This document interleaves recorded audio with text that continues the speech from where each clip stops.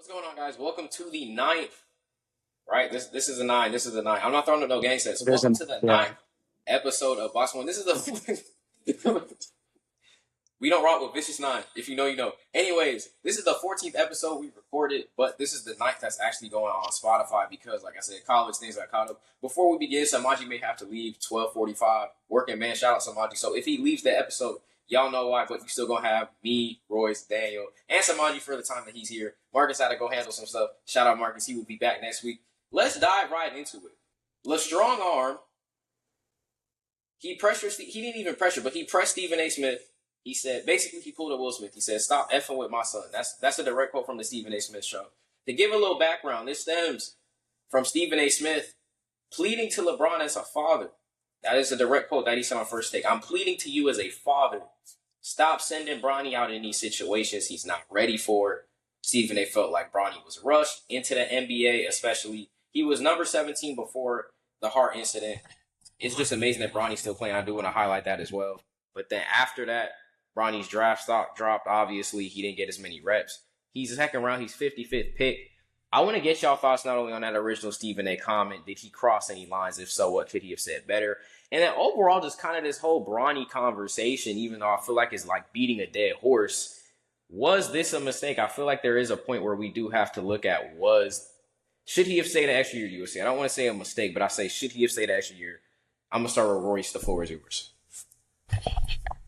I'm going to say, for me, I think Bronny's, I wouldn't say he's exceeded my expectations, but I think he's been the exact player that I thought he'd be. Because obviously we knew coming into a Lakers team, he's not going to be a rotation piece, right? With a new coach, you got Don Connect, Rui Hachimura, all these guys in front of him.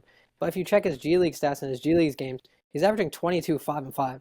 And if you look at the guys, people were making a big deal like, oh, the 55th pick, he's not going to do anything. If you look at the guys drafted after him, some of those guys haven't even got real NBA minutes. And you check, for example, Kevin McCullough Jr., who's drafted 56, who probably would have gone 55 if Bronny didn't exist. He's averaging like 7 points in the G League. Yeah. So there's a point where you got to start looking at Bronny and be like, okay, he might not be an NBA player, but he is a basketball player, right? Like he's not totally garbage. You know, he's shown improvement on the dribble. He can drive.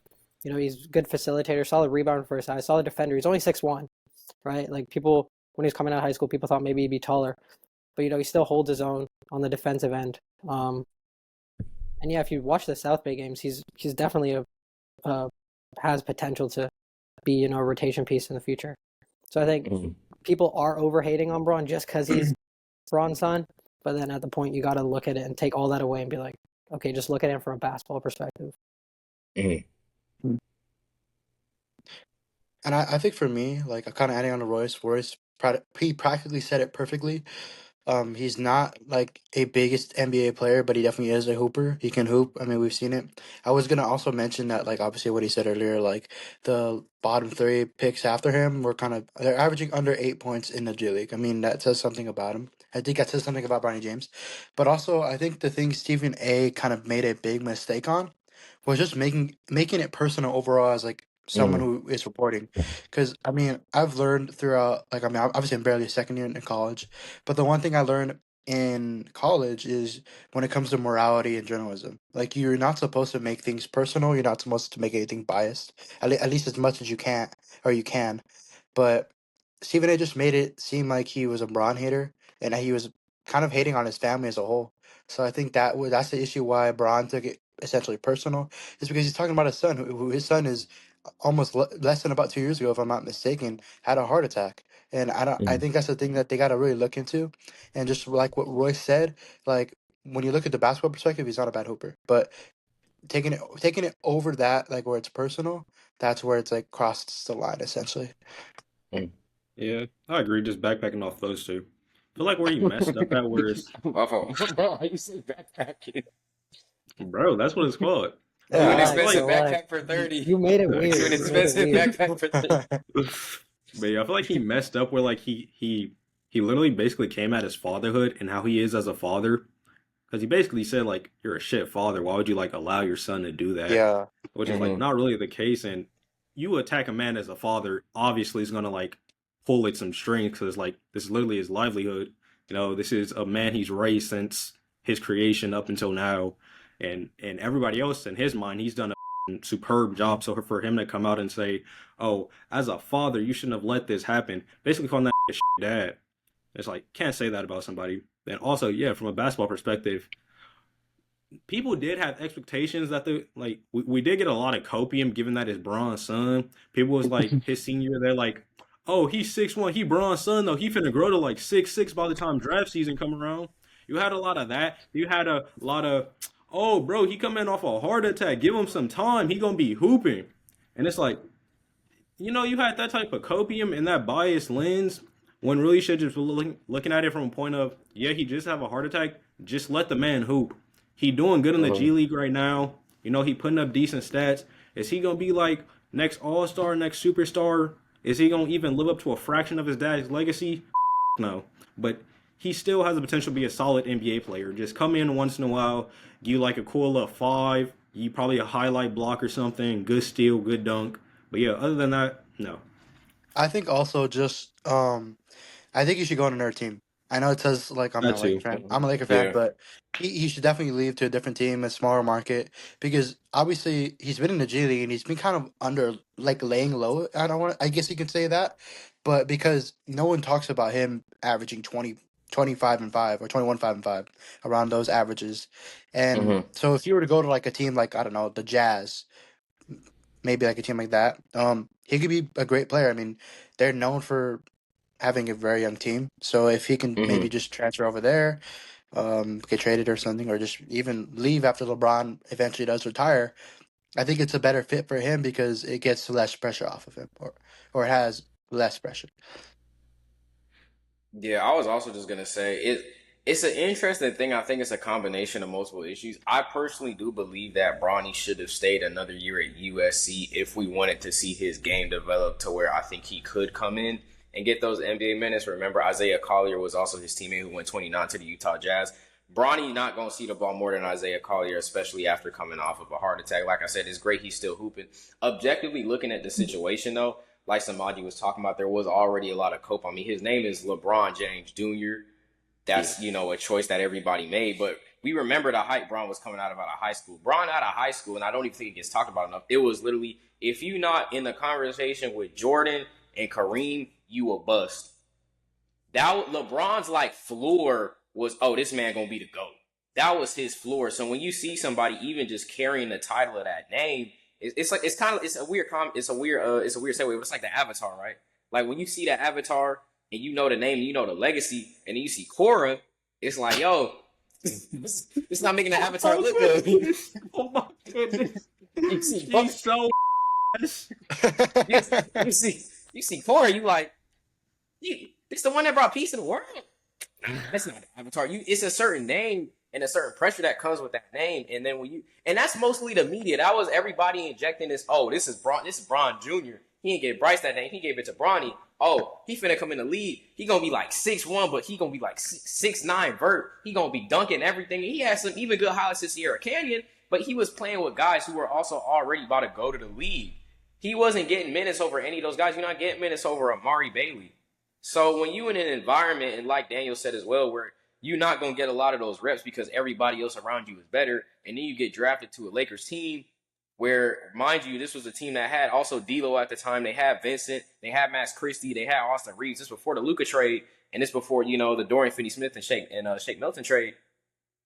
Bro, he's not getting any minutes. He needs to go to a smaller market, a Hornets, a Jazz, a Blazers. Young guys that are scrappy that want to get wins, but he can also learn to get NBA minutes from. Because keeping him on the Lakers and then just having him in the G League and just having him pop back out, for the photo op, that's a disservice to him as a player. Like Roy said perfectly, he's a basketball player. He might not be league ready yet, but just staying on this 2024-25 draft class.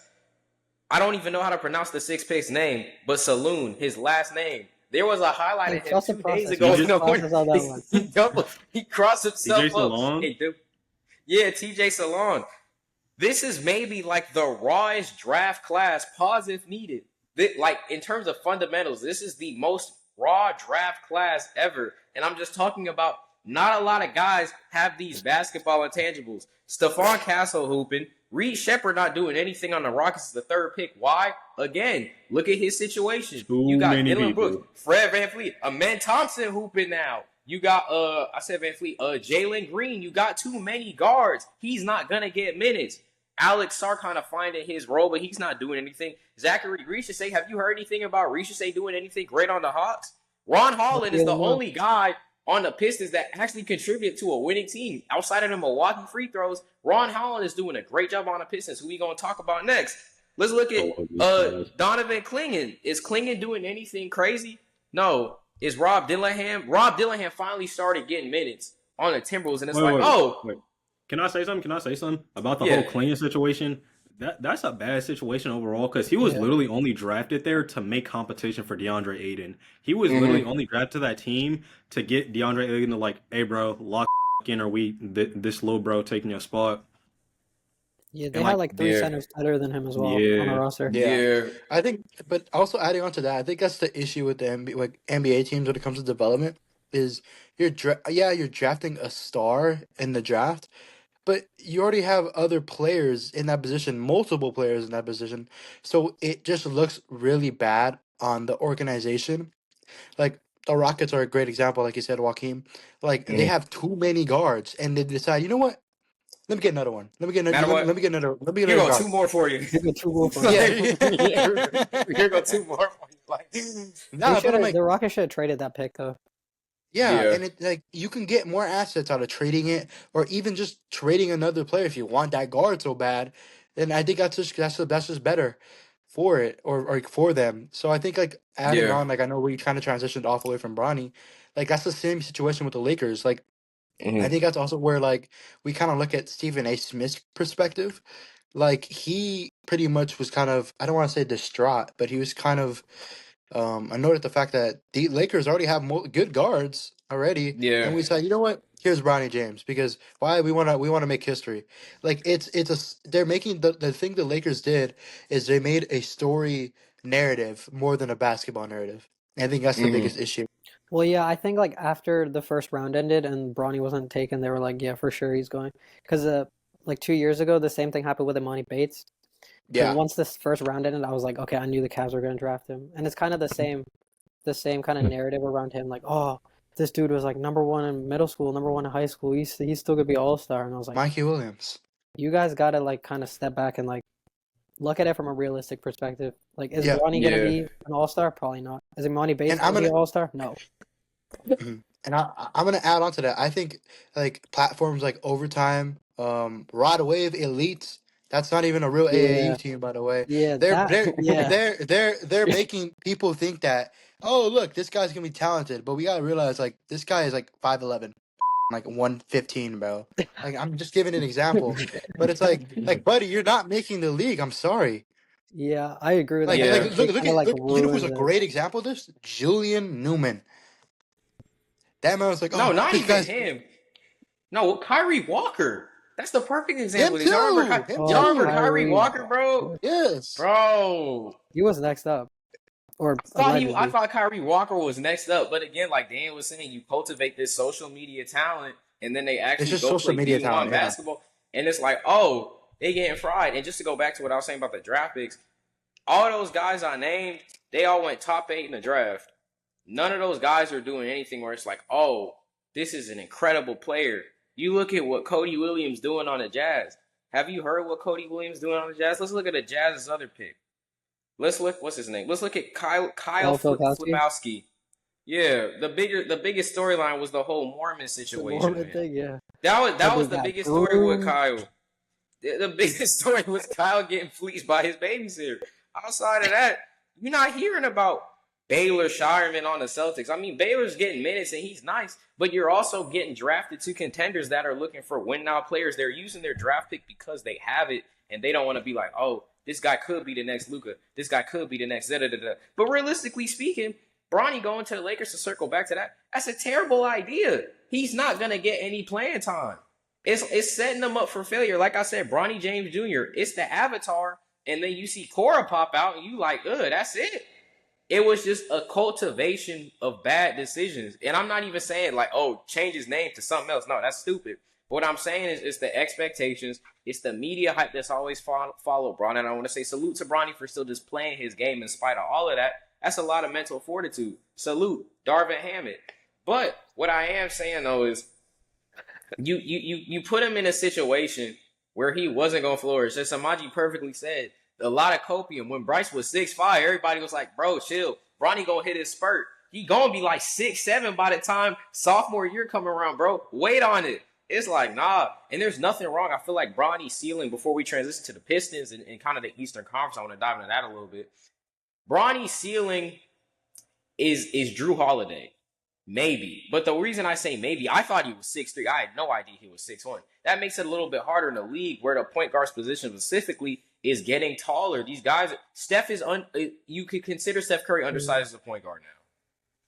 I mean, he always was, though. That's the thing. But also, like, sorry to, like, you want me to continue? Or, yeah, I think just, like, you look at college players, like, all of them, like, look at Duke's players. How did you check their roster the other day? 6'5" up. Their whole team is 6'5" and up. So I think that just, like, shows, like, that this is a whole new league. That's the size is getting bigger. I did that on purpose. You knew nothing. He did that on purpose. He clip farmed, bro. Bad work. Y'all fell for the Hesse. That's actually a great transition, though. I did want to talk about this on the pod. We got some margin for 15 more minutes, so I know what I'm going to talk about. I'm going to say this right now about Cooper Flagg. I'm not convinced. March Madness is around the corner. We dove into college hoops last week on the pod. I am not convinced on this Cooper Flagg experience. I want to get y'all thoughts. Is he the next thing for USA basketball? Yes or no? And if so, why? I'm going to start with you, Dave. I know I kind of had an argument and I said yes. I think it's just the argument that he played against. Obviously, I know the reserves, like, they're known for kind of, like, being, like, the backups, I guess you could say. But just adding on to that, I mean, he was 17, I believe, or 18 years old when he was hooping against Bron and kind of cooking Drew Holiday as well, cooking all those pretty much players who eventually won the gold medal. So I think that's a good point. I mean, it's a very small point, but I think it's just a good point that I think he could be the next face of USA basketball. I mean, he's American. I mean, he's a good basketball player. I mean, it's a bad argument. What? We erasing Cade and Banchero? No, I'm not erasing Cade. Okay, he said American. We know what he really should have said. White American. Sure. I mean, yeah, man. You know, he's a very, very coachable player. You know, very great family guy. First one in, last one out. Very coachable, very respectful, great family. Great family. He's home by 10 p.m. every night. Yeah. And Great he's always at the gym, guys. He's not flat. No, but in all seriousness, I can see the hype, but like I don't think he's gonna be like the thing is, I know it's off topic again, but the thing is, like I saw this TikTok video where people who have been compared to LeBron, like him for an example, haven't lived up to the hype. Ben Simmons is a great example. Don't worry, LeBron. Ben Simmons is here. Yeah, I literally seen like a graphic yesterday on Twitter, and it was like we 0-3 on like baby Bron comparisons, and it was like I do want to say who was the second Simmons. One? Banchero, Simmons, and who else? It was Zion, I think. Zion. It was Zion. But I do want to say Zion Simmons had 37 on 74 from the field. Get him out of New Orleans, and I promise you that man is an all-star. He hooping this year, and he averaged like 27, 8 on 65 from the field, and nobody's talking about it. No, and I saw it. I'm like, damn, like, cause he first off, Mariah Mills, man. He did it against the Lakers, which is like which is crazier already. It's because of Mariah Mills, man. I hate when athletes make bad choices outside of the. I'm not gonna repeat the name, but y'all know the new nickname for Anthony Edwards. Yeah. I will say it. The Gooner. That's not the one I'm talking about. Nah, it's even worse. Shit. It's even worse. It's a different. Is it even worse? Oh my god. That's crazy. They call it is Ant Plan A. Now they call it Plan B. They said wait till Denny Avdia gets a nickname. Oh. This is what we doing. But anyways, going back to Cooper Flagg, I think Americans are just desperately trying to like find the next like American savior because there's been no. We know what you mean by American. No, not he could be black. He could be black. It doesn't matter. They But went there, what I'm saying Caitlin is, Clark. there's been no American MVP for the last 8 years, and there's probably not going to be one for like at least the next 3. So it's like, I do have to go. I'll see y'all next time. I do have to go. Peace out. Well, Oh, what okay. an outro, guys. Anyways, continue, Royce. We gave a warning before the episode started, so we good. yeah. But yeah, like all that stuff about him with the Olympic practice, I was like, that shit doesn't mean anything to me. Because I was like, if you look back in the day, like Sebastian Telfair and all them guys, they were like cooking Paul Pierce in open runs when they're in high school, when they're in like 10th grade, and then they come to the league and they do nothing. So it's like it's all about their development stage. I think it goes to where Cooper Flagg ends up in the draft. If he doesn't, because obviously like the bottom. If he goes to Utah, Yeah, he is cooked. I don't think they should draft him because they don't need him. Number one. I think because what you gonna do with marketing? What you gonna do with marketing when you draft Flagg? You move. Yeah, they would have to move marketing. How tall is he? Send him to the Lakers. I'm kidding, guys. I'm joking. Oh, see. So when I was saying 6'9", he's 6'9". See, when I was saying send him to the Warriors, I was called delusional on this podcast. Now that y'all got Luka, yeah, because you said it multiple times. We're still calling you I just said it one time, and I was joking. Clearly, you were like on your knees begging, bro. But we needed help. Also, Lakers fans used to say we're getting Luka as a joke as well. We getting Donovan Mitchell. I never said that. We're I getting. Remember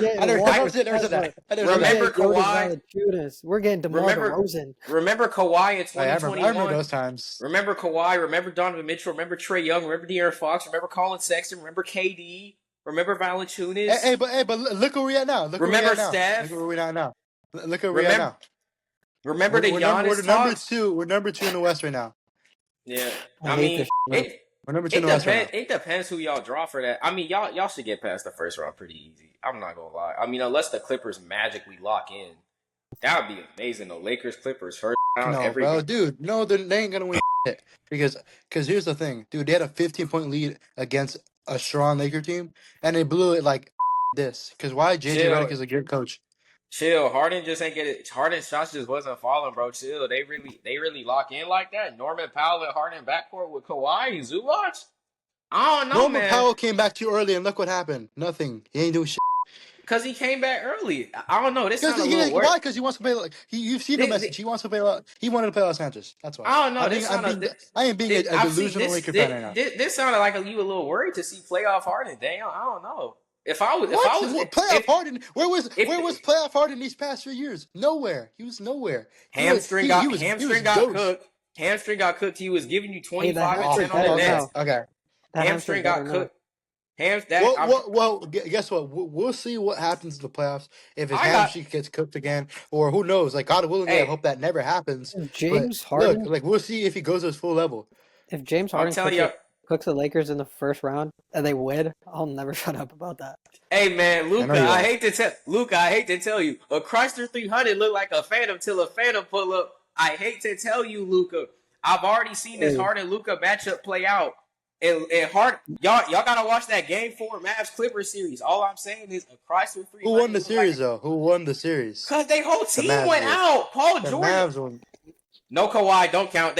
We still ain't seen Clippers with a playoff series of Kawhi since. Dude, I think that's the biggest issue, bro. Is if people Kawhi healthy? Like, I'm not saying that injuries are easily part of the game, but people, I think that it gets to a point where that just becomes unexcusable. Like obviously, like they haven't had a Kawhi in like a playoff series since like 2021 or 2020, if I'm not mistaken. But even then, bro, like you gotta do something. Like Paul George miracle game, we know that's not happening. We know that wasn't going to happen. Kawhi had 33 and 10 in 40 minutes against y'all. I don't know. He seemed like he revving up for playoff speed. Who won the game, though? Who won the game? Norman Powell played 9 minutes and still dropped 4 points. Low-key don't even count. Low-key, this game might not even count. LeBron only was 17. We won the league. We won the series against them in the regular season. Y'all won the game. But we won one without Luka, by the way, guys. We won one without Luka. Without Luka, before he even got on the team. I'm just saying. Did y'all have AD? Did y'all have AD? No, he was out. He just got traded. No, so did y'all already the second game where we played him at into it. Sorry, dude. We beat him by like 35 without an AD because he just got traded, and Luka was resting from his hamstring injury. When was this? This is when he just got traded. Look, It's in I'm looking to it right now. all Let's right, see. February 4th. Yep.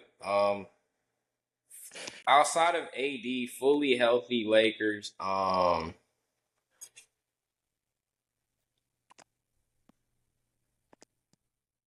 I mean they was healthy. Kawhi was on minutes restriction, but when Norman Powell, your leader in minutes, I don't really expect much. Lakers just Well, ran away with the game. he's been playing amazing though, right? Hasn't he playing good? Late, Derrick Jones Jr. Absolutely not. At least in terms of his production. Nah, this low key a fake game. Don't connect not giving you 14 most of the game. And I mean, Rui had 20. We know that's not going to be consistent in the playoffs because he's fourth option. He's been consistent though before he got injured.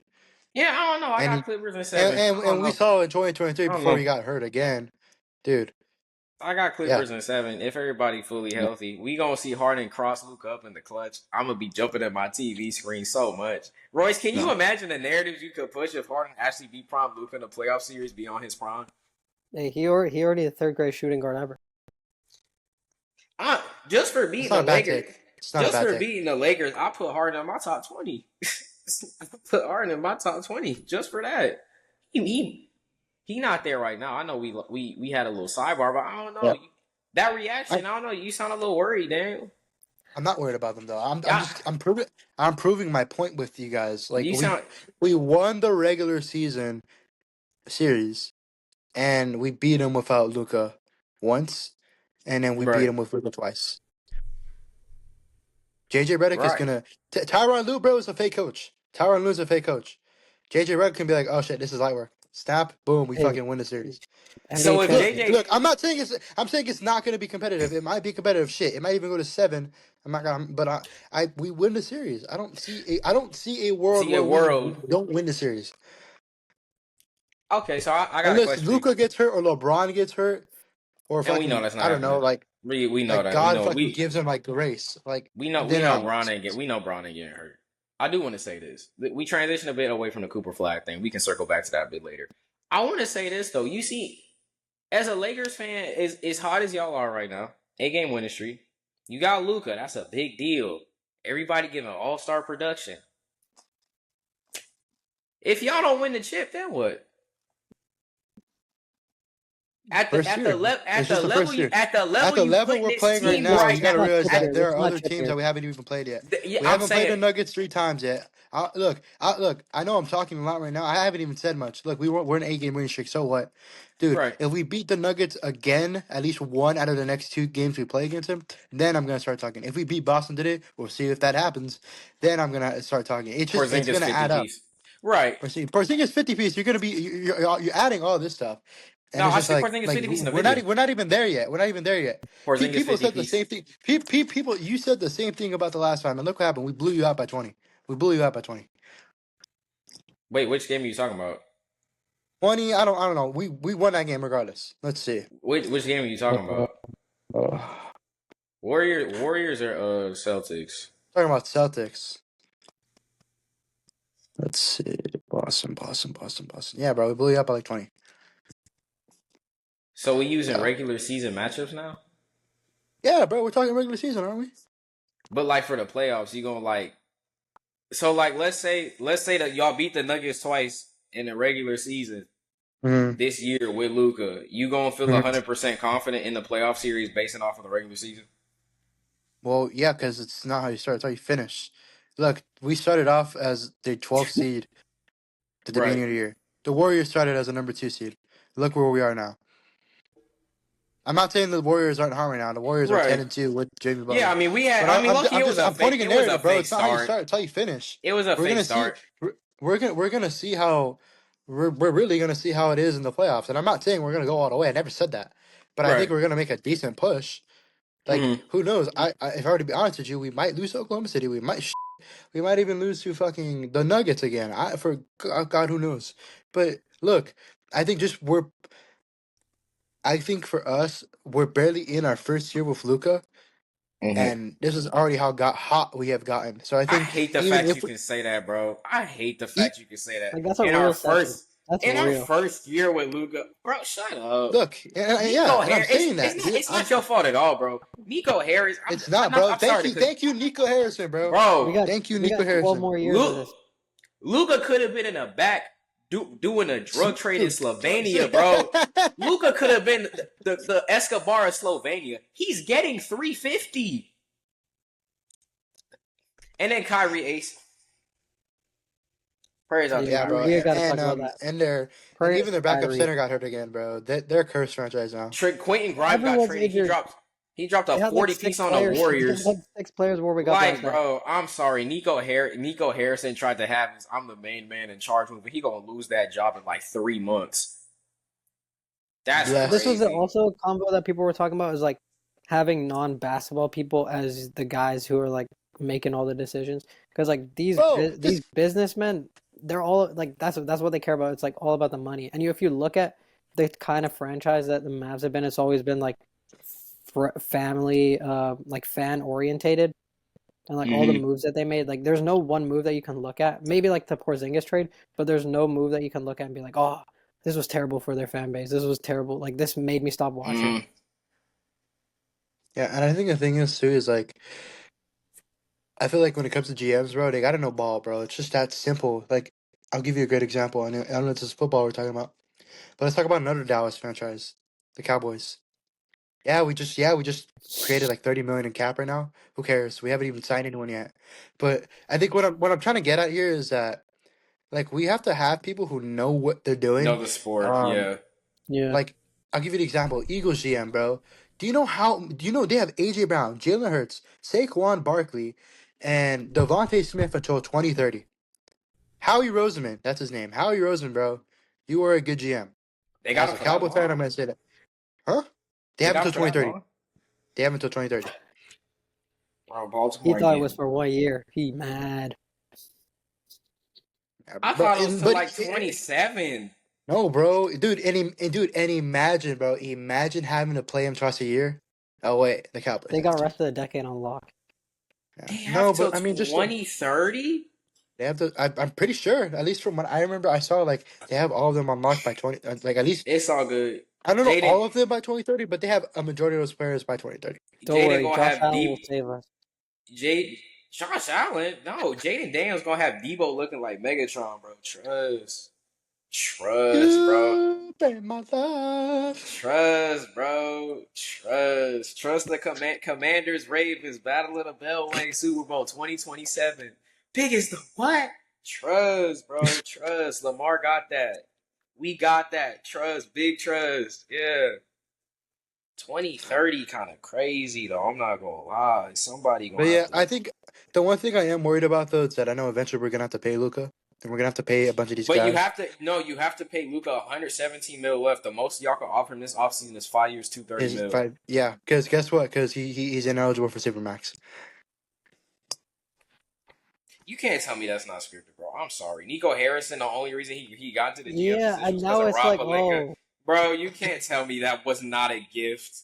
You can, for one draft pick, bro, he didn't even take any capital that would hurt the Lakers' future for getting a player that big.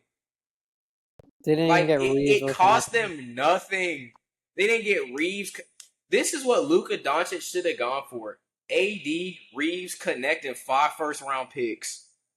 That's I don't what even think like, we have. I don't even realistic- think we have 5 first-round We picks. traded 5 picks for Donovan Mitchell, and like basically 6 because Ochai Agbaji was a rookie, and then a future All-Star. Oh, yeah, and then Markin and Sexton, right? Yeah. And they got 2 Mikal players Bridges, and a pick. Mikal Bridges went for 5 first-round picks. No, but Rudy I think it Gobert also went- just point. The market's It just crazy points- saturated Sorry, after sorry, go Rudy ahead. Gobert. So no, you're good. I'll let you go ahead next one. I was just saying the Yeah. market's been crazy saturated since Rudy Gobert. Since he went for 4 first-round picks. And he went for the whole bench of the Timberwolves. You're telling me Luka Doncic just went to the finals. Luka Doncic, career averages 28, 10, and 10. Luka Doncic went for 1 first-round pick. And you expect me to believe with a functioning brain something doesn't smell fishy. Okay. Okay, No, absolutely. it just. I mean, I kind of believe it. I wouldn't be surprised if it's rigged, but it also just shows that Nico Harrison's an idiot. Because keep in mind, Rob Pelinka is kind of an idiot as well. But it's a blind leading a blind almost, bro. I'm gonna keep it a Bro, buck. they had a bad GM off, and somehow you get But one of them had better eyesight. That makes sense, bro. One of them, But even then, still had like a little bit of vision in the right eye. yeah. But here's the thing. Sorry, shout out to. Never mind. Anyways, like, No, shout out Nico Harrison. No, finish. shout out Nico Harrison because, dude, like here, like you know how we're talking about Donovan Mitchell, how the Lakers were trying to get him too, like we're trying to get all these stars. Yeah. Like the Cavs got him for 6 first-round picks and a whole bunch of other players, and the Lakers could have done that too. I'm not saying that at all, but like I think what I'm trying to get at is that Nico Harrison is a dumbass because how are you gonna give away Luka, who's a generational talent, for a first-round pick and Max Christie and AD? That's it. That's it. Like that guy's just an idiot. The guy's an idiot. The guy's been known as an idiot. The guy pronounced Stephen Curry as Stephon Curry in a Nike pitch. Oh, Which he was the same guy he, with the. he was the same He's guy. the same He was the same guy. No, no, I'm sorry. He a plant. He's just an idiot. I'm sorry. He's just an idiot. A plant, bro. He's a plant. Could you imagine Steph with the push of that brand? He would have got the NBA Finals MVP in 2015, but he was an Under Armour athlete. They didn't want to give it to him. Imagine the push He Steph said, would have got. Iggy let Braun drop 35, 12, and 12 instead of 40, 15, and 15. He That's stopped Finals him. MVP. I look bro. like Braun's splits were kind of bad, but it makes sense because of like the overall offensive usage he was Like, getting. bro, you're not passing the ball to Dellavedova, bro. Andrew Bogut, bro. Bro, I really thought Braun was when they kept saying on the TV he stopped, and this before I knew to look at the stats. I'm like, oh, we held Braun to like 19, 10, and 5. I looked at the stats like 2 years ago. I said, does that make 35, 10, and 8? From like 43 from the field? Matter of fact, I'm going to look this up right now. Even the Warriors, they were like, who got Finals MVP? Iggy got it? Steve Kerr looked so shocked, bro. They ain't want to. What were his stats? Shout out Stat Muse. 35, 36, 13, and 9. The only thing that was bad was his field goal percentage because he shot 40 from the field and 31 for 3 and 68 from the free throw line. Them splits kind of stinky. I'm not going to lie. 40, 30, and 60 and 70, not good. But considering he's taking 33 shot attempts a game, kind of makes sense. And they gave it to Iguodala. That's fine though. Transitioning though, we do have to talk about this behemoth in Denver. We do have to talk about Nikola Jokic. They played the Phoenix Suns last night at the time of this recording. I don't know why my voice just got really somber here, but he did bad things to Phoenix. He did bad things to Mason Plumlee. When you're a center and you're dropping 31, 23, and 22. I'm going to put this out here right now for you. I said it before on a pod. I think it was episode 4 or 5. I had the Adidas jacket on. I remember because I haven't worn that jacket since then. I said that Jokic might already be the best center of all time. I'm going to take it a step further. I'm looking at, in no order, Jordan, Kobe, Bron, Tim, Steph. That could arguably be your top 5. Just off accolades, I'm looking at Kareem. I'm looking at Shaq. That's 7. It's okay to put Nikola Jokic anywhere from 10 to 8 right now. He doesn't need a second ring. It's okay to put him anywhere from 10 to 8. That's including over Magic, over Larry, over Bill, over Wilt. The only one who's safe is Hakeem. Everybody else, I already got Jokic just off of skill. And if he gets this 4th MVP, let alone a second ring. If he get a second ring this year and a 4th MVP with the splits he's having, this might be the best offensive season we've seen since 2018 Harden/Braun and 2016 Steph. This might be the greatest offensive. And you know what's crazy? I think it might even be better. It's not ridiculous to say that. It is. I think it might It's even be not. better. This is the greatest season ever, like statistically. Yeah, This dude is statistically, that's the best. this dude is a Statistically, it's the 7-foot center, best. top 3 in points, rebounds, and assists. Like And what? doesn't he have like 48 from the 3-point line or something like that? Crazy too. And he's averaging 2 steals. So it's like Wait, he's averaging what? he's Hold averaging on, let me 2. double check. Is he real? What's Jokic's splits right now? 29, 12, and 11. Oh my gosh, you aren't even wrong. 57 from the field, 44 from 3, No 81 way. from the free throw line. 57 from the field. That's Last night. insane, dude. This might be the greatest. And the thing that sucks about this, I did want to actually talk about how unfair Nikola Jokic is. Giannis is averaging 31, 12, and 6 on 60 from the field and 1 block a game and 1 steal. And nobody's impressed. Nobody's impressed. The Bucks went from bottom of the East to the 4th seed right behind the Pacers and the Pistons. That 4 to 6 seed matchup is going to be very interesting, actually, because you got the Bucks, Pacers, and Pistons all with a very similar record. That's going to be interesting to watch as the season progresses. I did want to point that out there. You got SGA having, quote-unquote, the same level of production as 2016 Steph. Obviously, the game is way different. I looked up the stat. It's like Steph got like 11 40-point games where he sat in the 4th in that 2016 season. So I feel like, honestly, if Steph played that whole game or those whole games, Steph probably would have averaged 35 to 36 that season. I truly do believe that, just based on the production. The spacing is way different as well. Steph was, I think, seeing a lot harsher coverages than SGA because everybody knew what Steph was here to do. SGA is a lot more drop to the paint, get to the free throw line, midi game. He's got a 3-shot when needed. But Steph was literally like, oh, y'all going to guard me from 35 out? I'm going to pull from 40. I digress, though. And I think the issue is I forgot what I was gonna say. Damn, I never mind. Continue. I was just gonna say is that it's like he puts up like 25, 12, and 15, and you're like, oh damn, that's the best stat line I've ever seen.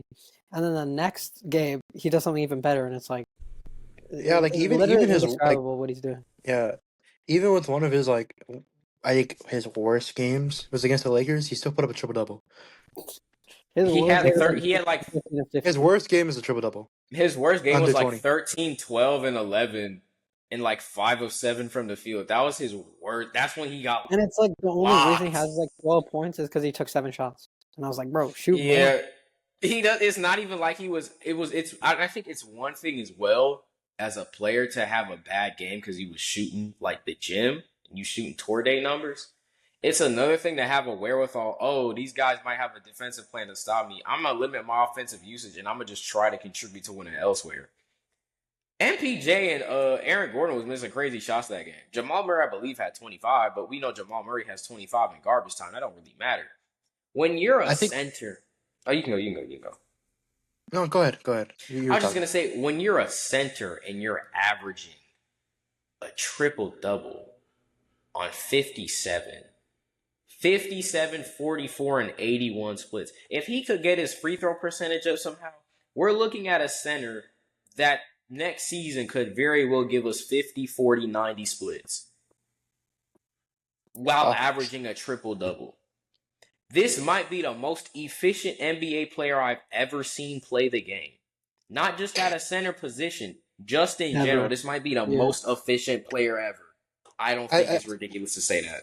I think adding on to what you said earlier, Joakim, about Steph not playing in the 4th quarter, I think the thing that kind of shows Jokic's stats as well is that they kind of have to play him in the 4th quarter because he's basically their main guy. I'm not saying Steph isn't their main guy, but like their squad was clearly elite and they didn't need him because they blew him out. They blew out every team at one point. But I think the thing is the Nuggets are a good team, but they're definitely not a great team without Jokic. So they kind of need Jokic in the 4th.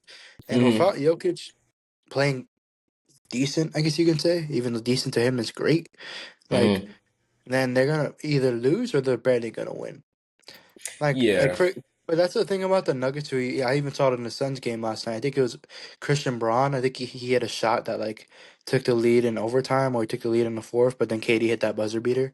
I think the thing is that if the role players step up with the Nuggets, they're gonna win. I wouldn't be Yeah. surprised if they won an NBA championship game. But it's all up to Jokic too as well. Yeah, and I think the Nuggets just aren't a team that unfortunately are no longer deep enough. Pause if needed. They're not deep enough to actually win a championship because we even look at that. I mean, that 2023 matchup was unfair, to be honest with you. But when you look at, Bruce Brown, when you look at Jeff Green, when you look at KCP, you have other pieces that facilitate to winning. You had Bruce Brown and KCP who were lock-up perimeter defenders. Jeff Green is like the LeBron of role players. That's just who he is. He's like 38, 39, one of the oldest guys in the league. Can still give you production for a championship team off of the bench, as we saw in that Denver Nuggets series. It wasn't just up to Jamal Murray do him because basketball on the isolation and then swinging it to MPJ and Aaron Gordon to be your primary scorers. Aaron Gordon could just be a lockup four. He could kind of facilitate that OG Anunoby role in the New York Knicks of, staying in the post or guarding the perimeter when needed. He was able to, be a stretch four on the floor defensively. MPJ, MPJ for whatever reason has peaked, I think, in the Denver Nuggets system. I don't think Mike Malone necessarily knows how to use him. He's kind of putting him in this KCP role. But MPJ, for whatever reason, has still not really taken the leap in his shot creation ability. Like that one Lakers series where he was averaging 25 a game and like absolutely torching y'all. Outside of that, I haven't really seen MPJ make that leap in terms of being that second or third guy consistently. I was of the mindset that you probably should have packaged MPJ with some pieces or maybe an Aaron Gordon to try and get a Jimmy Butler during the deadline. Because for whatever reason, I feel like the Nuggets system, as Daniel was saying, is peaked a bit. If you can't have Nikola Jokic do miracles on the court, and for some reason, Jokic is also a guy who has not slowed down his production. I think that's the craziest part. When we see guys do these types of stats and these types of numbers, Russ had amazing games like this. Russ would not be doing this game after game after game the way that Jokic is. And That's Russ why would do it on like 25% shooting as well. I never Shout out Russ. We love Russ, but we know that. We do love Russ. It was you're muted by the way, Dan. I don't know if you're muted or not. It was this thing about Russ that Wizard series against the Sixers, and I saw Russ had like 19, 13, and 15. I was like, yo, what's the splits looking like? I said 3 and 19. I said 13 to 22 from the free throw line. 3 and 19. 7. The turnovers part is key because Jokic is gonna give you like maybe 2 or I think Jokic had 5 turnovers in that Lakers game. And that's the worst he's had it forever because we've seen guards that have similar production and it's bad splits. Even like 2016, it's not 2016, excuse me, 2006 Kobe when he was giving you 36, 5, and 5. Some of them shooting splits were abysmal. Jokic is putting up 30, a triple-double in the 20s, and you look at his shots, you like, that's 63% from the floor. Not even true shooting percentage, by the way. Just baseline. He's shooting 60 from the field. It's like, damn. But the thing about the Nuggets is you can't rely on that to win a playoff series. I think you can rely on that. Certain teams. Rockets, yeah, he turned his Sengun into, I'm not even going, Goon going out bad. I'm going to leave it at that. Goon what? is going. You missed the podcast. It was me, Daniel Samaji. We said the nickname for Goon. If he have a bad series, you're going to call him Goon, man. That's crazy. Goon going out. Goon going to give you 19, 10, and 6. You're going to see Jokic have 50, 30, and 30.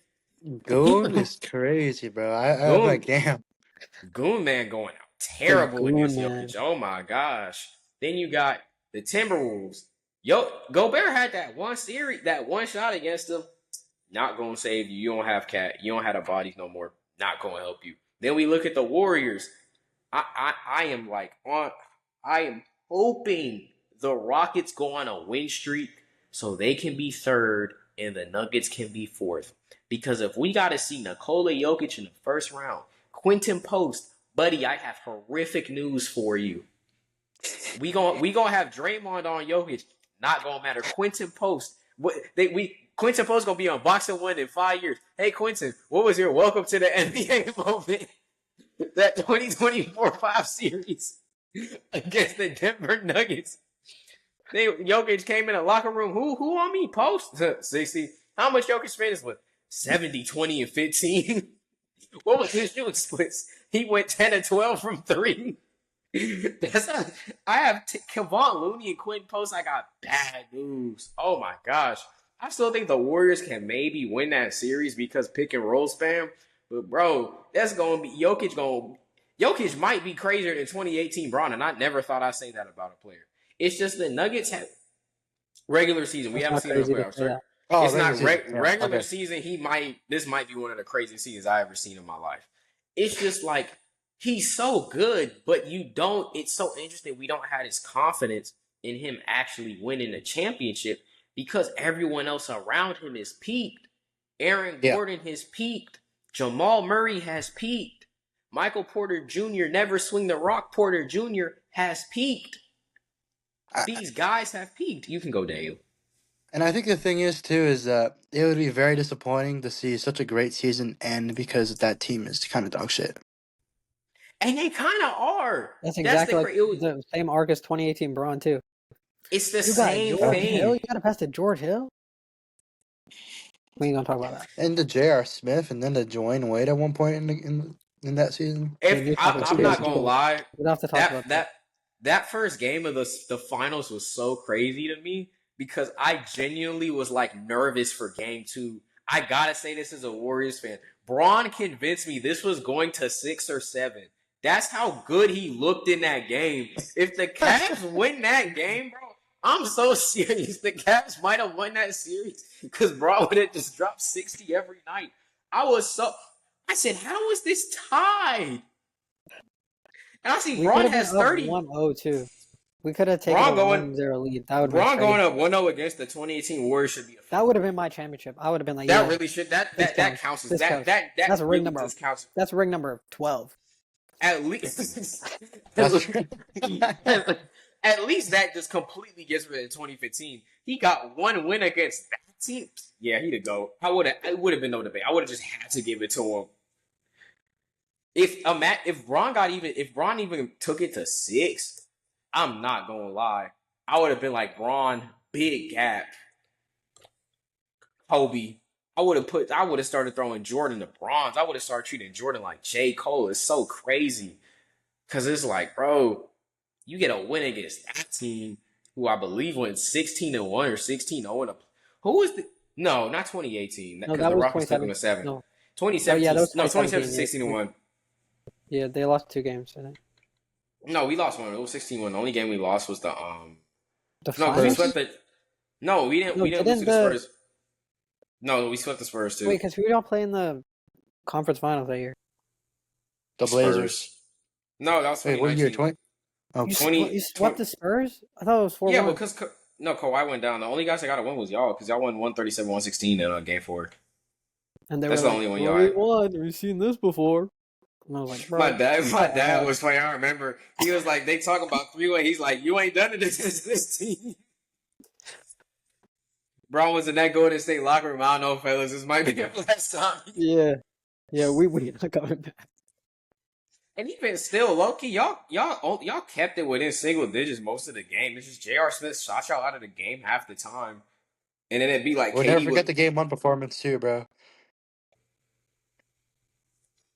Which was 17 or 18? I don't. Which one did JR fuck up in? 2018. 27. That was 18. Yeah. I felt bad for Braun. I saw him check it out. I said, Dad, bro, I can't feel happy. No, but 2017 wasn't even that crazy because I was like, we still got Kyrie, we still got Braun, we still got the bench. Bro, Darren Williams in the Raptor series and the Celtics series looked like he was like 2008 Darren Williams. And then he comes in. So what you saying is 2017 was winnable for Cleveland? It looked like it was, low key. This is great for my agendas. This is great for my Steph Curry agendas. This is great. We had a Cavs fan just say, I've been saying that for years. 2017, it looked like it was going to be something. That's why I said 2017 was better than the 2016 team. Like, on paper, it was better than the 2016. Yeah, 100%. Like, bro, any other year, that team wins a chip.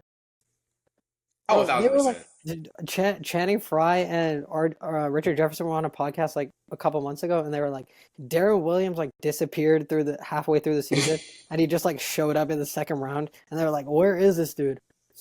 That team was so funny. Olympic Steph Curry. Olympic stuff. Yeah, his Olympic. Olympic Bro, stuff. Yeah. he scored like 1 point in the finals. He was like 0 for 14 or something like that. I don't know. Oh my god. I don't want to talk about What it. didn't Kyle Korver go 0 of 11 from corner threes in that series too? Kyle Korver, Hey, you y'all, will pay for your crimes. y'all deserve that after Harrison Barnes, bro. Going 4 at 22 What do and you missing 70% mean? of your open threes. Y'all, if Harrison Barnes even made 2 threes, the Warriors win that series in 6. That's the crazy part. Okay, yeah, Darren Williams, he went 9, 11, 14, 2 for 16 in the finals. He went what? He went He 2 went for what? 16 in the finals. No, say them. Never mind. The audience gonna catch on. Wait, what? What did I say? No, it's all good. Don't mean we ain't gotta revisit it. You gotta revisit What did I it. Did you say? hear it? Danny, did you hear? Okay, yeah, that's all. I'm gonna leave it at that. I was I'm counting up leaving it the at that. box scores, bro. I know. I just said that's a peculiar box score number. Kendrick Perkins. Speaking of Kendrick Perkins, What am I we missing? beat the Kendrick Perkins allegations, bro. Actually, hold on. Before we end the episode, we talked about Stephen A. Smith. We gotta talk about this Charles Barkley Kendrick Perkins beef. I don't know if y'all saw the clip, but Kendrick Perkins got called an idiot by Charles Barkley. He said those buffoons over there at ESPN, all y'all do is talk about the Lakers and the Warriors, the Cavs But and he the does Thunder. the same thing. He does the same thing. Hold on, the Cavs and the Thunder have been having the best seasons in the career, not in the careers, but of their franchises for a long time. I just want to say this real quick. The Cavs lost Bron and rebuilt twice before the Pelicans went to the playoffs healthy. That's kind of jacked up. But it's again this whole talk about the media thing. It's interesting. Charles Barkley, called out ESPN specifically. He said we're gonna be working with them next year. But that idiot over there, Kendrick Perkins. Why do y'all think the media is so fixated on Bron and Steph specifically? Because we had this conversation about the face of the league. We talked about it on last week's pod, me and Daniel. But the media doesn't really shift the coverage to these younger guys. I thought Wemby had it for a minute, but he's out. Ant got too much going on in his personal life. We already know the nickname. Ant got too much going on. I think the thing that it has to do with is it has to do with money. You cannot tell me Steph and LeBron are one of the most influential players ever in the league. So when they're making money for these companies, why am I going to show a young star? It's economically that's the viewpoint of it. Yeah, but if you want to look at I guess like the viewership point is, I don't think any way at least because the thing is I think we kind of texted about it too. Or I saw it on one or two. Either I saw it on TikTok or we texted about it. But ESPN I saw it on a comment. Shout out to that guy that made that comment. But it was like ESPN is made for casual fans. Yeah. Like you have Sports Center, you have First Take, Yeah. you have, and you notice how many shows they actually like canceled that actually for the people who knew ball like that, like they were like knowledgeable, they knew everything, they were canceled because ESPN is meant for casual fans. Because they want to bring a bigger audience, but they have to make it less casual. Because if you really think about it, like the way we're talking right now is great, but the reason why ESPN has so much views is because not only because they're obviously a big company, but also because they go from the casual fan base. They go for a casual fan base that's like, okay, look, Lakers are the number 2 seed, but we're also looking at the Warriors who are 12-2, right? 10-2 since they got Jimmy Butler. No one talks about that. Yeah, no one talks about that. And I honestly think no one is even talking about the Cavaliers. No one's talking about the Cavs. No. The Cavs are the first team in the league that got a playoff berth. Playoff spot. Yeah, playoff spot. And look, no one's talking about it. Because why? Because ESPN, all these they go for the casual fan base. And that's the issue. Because if as a company, if you can spread out your agendas, you can spread out your influence with like, you know what, these players are good, but let's talk about these players. Then it's just way better. It's a way better product than making things like, Jokic is, or not even Jokic, LeBron is having a good game, Curry's having a good game. But what about everyone else? I don't know. That's literally what they do. Yeah, and I think it's also interesting. It kind of reminds me of this R1DC World sketch where I think they were like kind of talking about how NBA or like sports media companies works, and he was like, "Hey, guess what? Kay Cunningham just dropped 50. Who? Nah, ain't nobody trying to see that. Hey, James Harden said he's coming back from injury. Oh, show me some old Harden highlights. Ooh, he's getting scary. Yo, I got you. And it's like, hey, Damian Lillard just dropped a 50-point triple-double. Nobody care about that. And then, like, Luka dropped 29 in the loss. Luka, how does it feel to be the next LeBron? And it's kind of interesting, too. I think it's, in a way, a reflection of the fans. Because when you look at how the NFL product works, before we wrap up real quick, the NFL, they put so much more effort into their product. You got me, the Kai Swagoo, Ryan Clark. Everybody knows ball. So in one way, it is the casual product being pushed to NBA fans. But I think it's also, for whatever reason, NBA fans don't think the fans are that smart. Because what you push out is going to be a reflection of what you think the appetite for the audience is. And I think this is a sidebar, but even if you look at like Tyler Perry, for example, I don't know if y'all know who he is, but basically it's like, oh, why is he making this content? Like he's made better movies in like, you know, like AAA sixes, whatever it's called. Like he's made better movies more recently. But in the past, we're like, how do you have like why are you making this cheap content? It makes black people bad or whatever, etc. But at the end of the day, the content you put out is a reflection of what the audience has an appetite for. And if on two hands, the audience can't say, why is this game not getting covered or why is the game not being covered better? If deep down, the only thing we really been talking about this season is the longevity of Steph and Bron and KD in there. That's the only thing most people really talking about. So as a fan, if you're not doing your due diligence to the game, because NBA fans do not know the game anywhere near to the average NFL fan. The average NFL fan, they gonna know the ins and outs of the playbook. They gonna know all the positions. They gonna know how to fix their team. I just started getting into the NFL. The average NBA fan is gonna be like, trade for a superstar. 50% of the NBA fans right now probably don't even know what the second apron is. They probably don't even know what the CBA is. It's things that, you know, most fans of other sports take the time out to learn and grow. And I think these media companies are like, they just care about the flash. They care about LaMelo dropping 35. Then you look at his splits. It's 12 or 40. And they lost by 15. Not to mention, too, bro. Like, yeah. Also, just not even to mention, too, is I think is, like, they focusing on the NFL, which there's nothing wrong with. But their product is a lot better. ESPN's product is a lot better than NFL. So I think what you're saying, Joaquin, is that like they just think NBA fans are probably just they're known for being casual. They don't take the thing is, like, yeah, like, dude, like, I could literally do, like, basic research on the NFL right now if I was a casual fan, and I would know everything about it. Dude, I've read articles from The Athletic. I've read articles from ESPN. They're two different outputs, but you can tell which one gives me more knowledge. The reason why, like, obviously, we already know NBA basketball. I mean, clearly, we have a podcast for a reason. But, like, doing our own research is critical. Dude, like, it's crazy because, like, we feel like, oh, the NBA is dead right now. I don't know if I remember there were times where, like, there were weeks where, like, NBA gets dead sometimes. And NFL never gets dead. Let's be honest. NFL obviously NFL is different because it's a weekly basis. 16-week season, yeah. So it's I mean, the attention span required to keep up with it is a little less, but also just. But even still, with like the whole, you can go over. I was just saying that the NFL season is so short, but the fans are like always engaged for the whole year. Like NFL for most teams, it just runs from September to December. Like you're not playing games in January, February that you're caring about, but they're still like as engaged as they were at the beginning of the season. And I think, so I think they're just like more diehard, I guess, or they just like Daniel was saying, they're just more knowledgeable. I think just adding on to that too is like, I know like maybe like for casuals, like Geno Smith just got traded to the Raiders. Everyone knows that that's a good trade for the Raiders because the Raiders, they finally got a QB. They know that Geno Smith finally can, like, because he's played against, obviously he had DK Metcalf, he has Jack from JSN.